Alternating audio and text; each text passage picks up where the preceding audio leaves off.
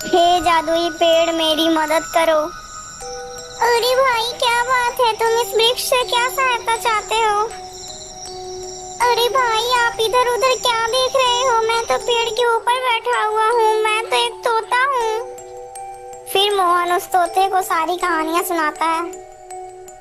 अरे भाई इस वृक्ष की उस जादूगरनी ने चकमक डिबिया छीन ली है, इसीलिए इस पेड़ की सारी शक्ति खत्म हो चुकी है। अरे तोते भाई, लेकिन वो चकमक डिबिया मैंने ही उस डायन को दिया था। क्या क्या तुमने उस डायन को चकमक डिबिया दिया था? लेकिन क्यों युवक, क्या तुम्हें पता नहीं वो डायन उस चकमक डिबिया की सहायता से पूरे दुनिया में विनाश ला सकती है?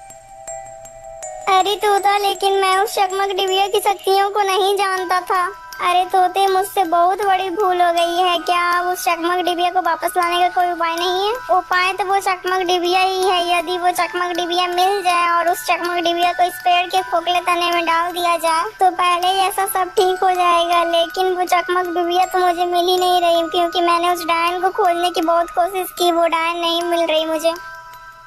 तोते की यह बात सुनकर मोहन कहता है, अरे तोता, मैं जानता हूँ कि वो डायन कहाँ है। वही डायन तो हमारे राज्य की महारानी बन बैठी है। ओह अच्छा, तो वो डायन महारानी बनकर बैठी है। अरे युवक, चलो तुम मेरे साथ महल में। लेकिन तोता, वहाँ तो सैनिकों का कड़ा पहरा है, हम लोग पकड़े जाएंगे। अरे युवक, लेकिन तुम चिंता मत करो, तुम महल के दूर खड़ी रहना और मैं जल्दी से उड़कर जाऊंगा और वो चकमक डिबिया वहाँ से लेकर आ जाऊंगा। वो इतना सोचकर दोनों चुपचाप उस चकमक डिबिया की तलाश में निकल पड़ते हैं। फिर वो दोनों चलते चलते जल्दी ही महल के करीब पहुंच जाते हैं। तोते, यही वो महल है जिसके अंदर वो दुष्ट डायन रहती है। अच्छा ठीक है युवक, तुम यहीं पर रुको, मैं अभी आता हूँ। इतना बोलकर तोता फिर महल के अंदर जाता है और तोता डायन की खिड़की पर बैठकर उसकी सारी हरकतों को देख रहा था। वाह वाह वाह, इस डिबिया का कमाल तो मेरी सोच से भी ज्यादा है।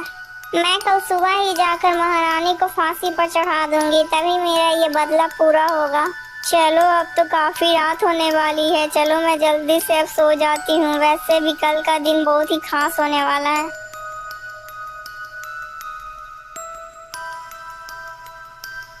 इतना बोलकर वो जादूगरनी वहीं पर चकमक डिबिया को रख कर सो जाती है। अब मुझे लगता है कि वो डायन सो चुकी है। चलो अब मैं जल्दी से जाकर वो डिबिया को ले आता हूँ। यही अच्छा मौका है उस डिबिया को लाने का। इतना बोलकर वो तोता जल्दी से उस डिबिया के पास जाता है और उसे अपनी चोंच में दबाकर वहां से उड़ जाता है।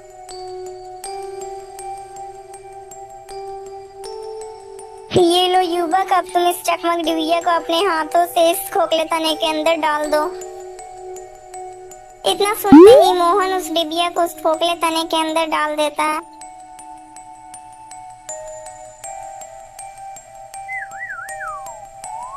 वाह युवक वाह, पहले चकमक डिबिया को ले जाते हो और फिर उसे वापस करते हो। मैंने तुम्हारे जैसा इंसान नहीं देखा है।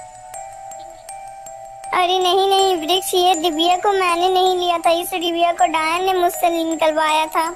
आप इस गलती की सजा डायन को जल्दी ही दीजिएगा वृक्ष। वो डायन बहुत ही ज्यादा दुष्ट है। मोहन, उस डायन को सजा तो राजा ही देगा, उसके कर्मों की सजा। तुम फिक्र मत करो।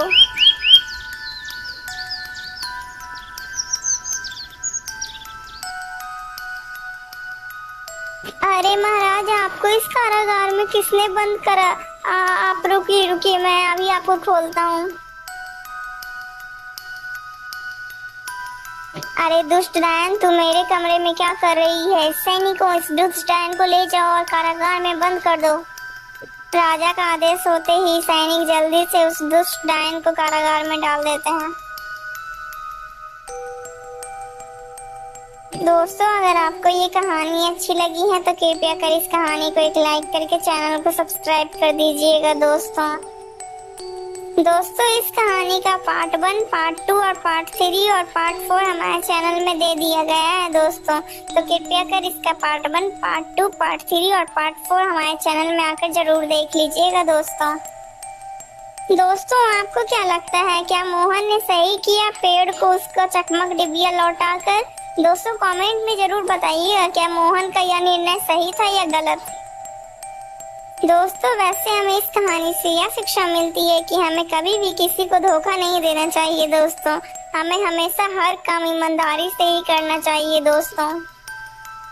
दोस्तों अगर आप लोग ऐसी कहानियाँ और देखना चाहते हैं तो हमारे चैनल में ऐसी और भी कहानियाँ हैं दोस्तों, तो हमारे चैनल को सब्सक्राइब कर लीजिए और हमारे चैनल के साथ जुड़े रहिएगा दोस्तों, ताकि ऐसी और कहानियाँ आप लोग देख पाएं।